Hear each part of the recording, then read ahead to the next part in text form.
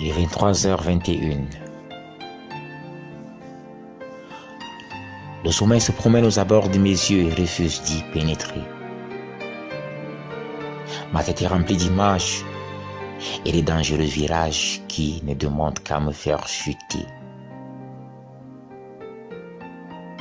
Ma souffrance, assise à côté de moi, me tient gentiment compagnie. Elle, contrairement à beaucoup qui sont passés par ce chemin, est toujours là. Elle ne veut pas partir. 23h22. J'ai envie de dormir. Mais ma tête, remplie de questions et de questionnements, se refuse le droit de plonger dans les bras de Morphée. De quoi sera fait demain?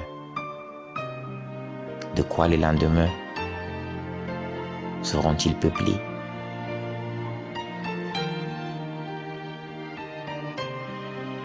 « 23h24. Je suis toujours là.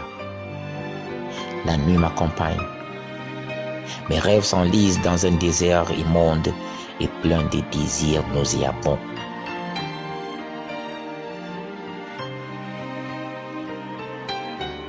Mes questions s'envolent et tutoient. L'insolence du silence qui refuse de me donner des réponses. La nuit s'avance. Le sommeil me dévance. Ma souffrance me fait des avances. Mais une chose est bizarre. Les autres me dévancent. 23h26. J'ai envie de les rattraper. J'ai envie de me mettre à courir pour arriver à leur niveau. Mais est-ce la peine de courir quand on n'a pas la force de le faire? Est-ce la peine de se donner la peine quand on n'a pas la volonté de le faire?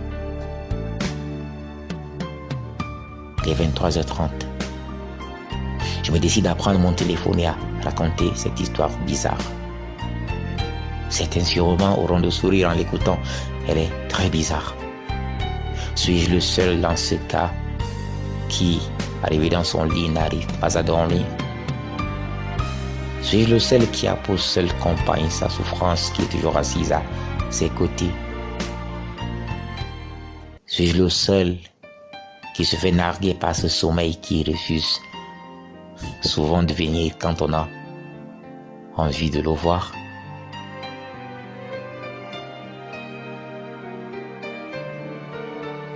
À toutes ces questions, j'ai pas de réponse. Il est 23h31. Je me dis que je vais le forcer à venir. Je vais fermer les yeux, les serrer si fort que le sommeil sera obligé de venir pour me reposer. Il sera obligé de venir pour me permettre, le temps d'un instant, le temps d'une nuit, d'oublier, ou alors de faire semblant d'oublier.